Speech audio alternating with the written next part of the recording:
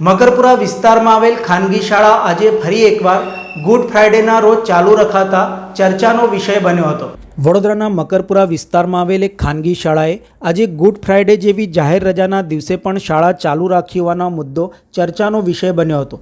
જ્યારે આખા રાજ્યમાં ગુડ ફ્રાઇડેના અવસરે શાળાઓ બંધ રહી છે, ત્યારે આ શાળાએ બાળકોને બોલાવ્યા હતા।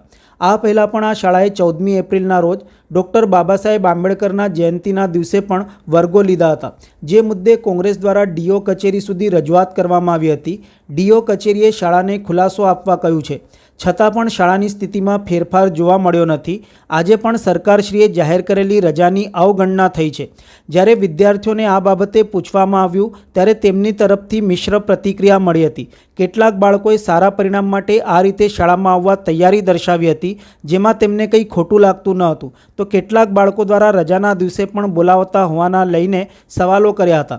સાથે જ અગાઉ 14મી તારીખે શાળા ચાલુ રાખી હતી, તેને લઈને વિડીયો મૂકતા તેમની સાથે શાળા દ્વારા કરેલ વ્યવહાર અંગે આક્ષેપો સાથે જણાવ્યું હતું। આવા પ્રસંગોએ એક મહત્ત્વનો પ્રશ્ન ઊભો થાય છે, શું શિક્ષણનો અર્થ માત્ર સતત ભણાવવા સુધી સીમિત રહે છે? શાળાઓએ વિદ્યાર્થીઓના સર્વાંગી વિકાસ અને માનસિક આરામને પણ મહત્ત્વ આપવું જોઈએ। આજે કેટલીક કોન્સેપ્ટ સ્કૂલો બાળકોથી વધારે માર્ક્સની ટકાની અપેક્ષા રાખે છે અને વાલીઓ પણ બાળકો ઉપર દબાણ નાખવામાં અણગમતા સહભાગી બને છે। શિક્ષણ જરૂરિયાત છે, પણ તે બાળકોના બાળપણનું બલિદાન બની જાય તો તે માનવીયતા સામેનો પ્રશ્ન બને છે। સમાજ ચિંતકો અને શિક્ષણ વિભાગે આવી ઘટનાઓને સમજીને યોગ્ય પગલાં લેવા જોઈએ, જેથી શિક્ષણના નામે દબાણ ન થાય અને વિદ્યાર્થીઓના હિતમાં નિર્ણય લેવામાં આવે।